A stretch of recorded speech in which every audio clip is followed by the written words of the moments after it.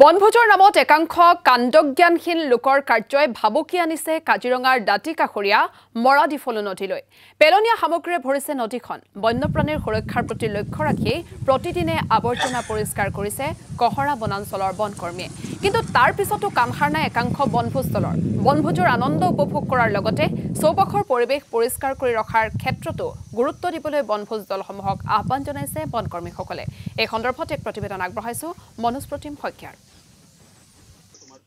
হয়, এই মুহূৰ্তত আমি কাজিৰঙা ৰাষ্ট্ৰীয় উদ্যানৰ কহৰা বনাঞ্চলৰ সীমান্তত আমি এই মুহূৰ্তত উপস্থিত আছোঁ আৰু আমি এটা কথা উল্লেখ কৰিব লাগিব যে একাংশ বনভোজকাৰী দলৰ যি কাণ্ডজ্ঞানহীনতা, সেই কাণ্ডজ্ঞানহীনতাত এক প্ৰকাৰ সকলোৰে চকু কপালত উঠিছে। আৰু আমি এটা কথা উল্লেখ কৰিব লাগিব, এই মুহূৰ্তত ইয়াৰ কাজিৰঙাৰ কহৰা বনাঞ্চলৰ যিসকল বনকৰ্মী, সেই বনকৰ্মীসকলে হাতত উদ্যত মাৰণাস্ত্ৰ লৈ তেওঁলোকে চফা কৰিবলগীয়া হৈছে পৰিৱেশ। আৰু এই মুহূৰ্তত দেখুৱাইছোঁ সুৰাৰ বটলেৰে ভৰি পৰিছে একাংশ যি কাণ্ডজ্ঞানহীন বনভোজকাৰী দলে। সেই দলে আহি এক প্ৰকাৰ কলুষিত কৰিছে কাজিৰঙা ৰাষ্ট্ৰীয় উদ্যানৰ কাষতে থকা যিখন সীমান্তত থকা মৰিডিফুল নদী। আৰু এই মুহূৰ্তত আমি দেখুৱাইছোঁ কাজিৰঙাৰ লুখুৰাখনীয়াৰ বেজগাঁৱৰ কাষৰীয়া যিসমূহ অঞ্চল, সেই অঞ্চলত বনভোজ খাবলৈ অহা একাংশ লোকৰ বাবে পেলনীয়া প্লাষ্টিক আৰু আৱৰ্জনাৰে ভৰি পৰিছে এই নদীখন। আৰু পৰৱৰ্তী সময়ত যদি চোৱা যায়, এই পেলনীয়া প্লাষ্টিক আৰু অন্যান্য যিসমূহ আৱৰ্জনা, সেই আৱৰ্জনাসমূহ উদ্যানৰ অন্তৰ্ভাগত প্ৰৱেশ কৰে আৰু যিয়ে এক প্ৰকাৰ ভাবুকিৰ সৃষ্টি কৰে বন্যজীৱৰ প্ৰতি। আৰু এই মুহূৰ্তত দেখুৱাইছোঁ কহৰা বনাঞ্চলৰ বনকৰ্মীয়ে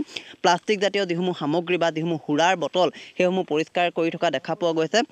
সমান্তৰালকৈ আমি এটা কথা উল্লেখ কৰিব পাৰিম যে লেতেৰা এই যি প্লাষ্টিকৰ আৱৰ্জনা যাতে উদ্যানৰ অন্তৰ্ভাগলৈ প্ৰৱেশ কৰিব নোৱাৰে, তাৰ বাবে বনভোজ খাবলৈ অহা যিসকল লোক, সেই লোকসকলক সজাগ সচেতন হ'বলৈ অনুৰোধ জনাইছে এইসকল বনকৰ্মীয়ে। আৰু এই মুহূৰ্তত দেখুৱাইছোঁ উদ্যত মাৰণাস্ত্ৰ লৈ এইসকল লোকে, এইসকল যি বনকৰ্মী, সেই বনকৰ্মীসকলে এনেধৰণৰ পৰিষ্কাৰৰ তেওঁলোকে কৰিবলগীয়া হৈছে, পৰিৱেশ তেওঁলোকে পৰিষ্কাৰ কৰিবলগীয়া হৈছে এইসকল বনকৰ্মী। আৰু আমি এটা কথা আমিও উল্লেখ কৰিম যে এই যিসমূহ অঞ্চল, এই অঞ্চলসমূহ যথেষ্ট এটা স্পৰ্শকাতৰ অঞ্চল। যিকোনো মুহূৰ্তত এই অঞ্চলসমূহেদি যি বন্যজন্তু পাৰাপাৰ হোৱা ঠাই। গতিকে এই মুহূৰ্তত যদি চোৱা যায়, একাংশ যি অবিবেচকী যি বনভোজকাৰী দল, সেই দলৰ ইয়াত তেওঁলোকে বনভোজ খায়, খোৱাৰ পিছতে তেওঁলোকৰ যিসমূহ পেলনীয়া প্লাষ্টিক বা সুৰাৰ বটল তেওঁলোকে কাষতে থকা যিখন মৰিডিফুল নদী, সেই নদীত তেওঁলোকে প্ৰক্ষেপ কৰে, যাৰ ফলত এই যিসমূহ প্লাষ্টিকজাতীয় সামগ্ৰী বা সুৰাৰ বটল উদ্যানৰ ভিতৰ ভাগলৈ যায় আৰু বন্যজীৱকুলৰ হানি হয়। আৰু এই মুহূৰ্তত আমি বনকৰ্মীসকল আছে, আমি প্ৰথমতে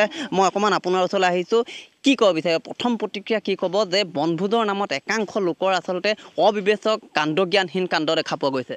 এতিয়া চাওক, সমগ্ৰ বিশ্বতে প্ৰকৃতিৰ ওপৰত সজাগতা নাই বুলি ক'বলৈ মানে মানুহেই নাই।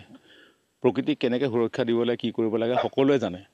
জনাৰ পিছতো এই শিক্ষিত মানুহখিনি আহি পেলাই ইয়াতে আপোনাৰ পিকনিকৰ নামত আহি পেলাই ইয়াত প্লাষ্টিক পলিথিন এই নদীখনৰ কাষত, কাজিৰঙাৰ একেবাৰে নিকটৱৰ্তী যিখন নদী, সেই নদীখনতে আহি পেলাই দিছেহি।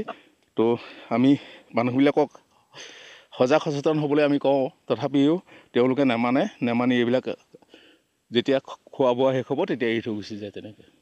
অত্যন্ত ভয়ংকৰ এটা পৰিৱেশ। এইসমূহে পাছলৈ কাষতে থকা নদীয়েদি গৈ উদ্যানৰ ভিতৰ ভাগত প্ৰৱেশ কৰিব। হয়, সেইটোতো আৰু হয় স্বাভাৱিক কথা। এইখিনি আপোনাৰ বাৰিষা হ'লে মানে বৰষুণৰ পানীয়ে উটুৱাই নি পেলাই কাজিৰঙা ৰাষ্ট্ৰীয় উদ্যানৰ ভিতৰত হেৰি কৰি দিব, আৰু য'ত নেকি আমাৰ কাজিৰঙা ৰাষ্ট্ৰীয় উদ্যানৰ মাটিৰ বহুত ক্ষতি হ'ব পাৰে।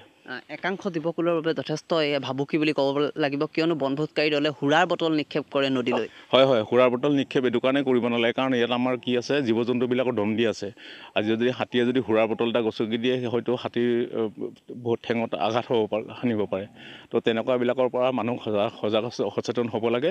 আৰু ইয়াতে আমাৰ বনকৰ্মীসকলে যি পাৰিছে তেওঁলোকৰ কৰ্তব্য কৰাৰ উপৰিও, এণ্টি পচিং ডিউটি কৰাৰ উপৰিও তেওঁলোকে কি কৰি আছে এইবিলাকতো চকু কাণ দিবলগীয়া হৈছে। হয়, মনোজ প্ৰতিম শইকীয়া, আপোনাক এই মুহূৰ্তত ধন্যবাদ জ্ঞাপন কৰিছোঁ।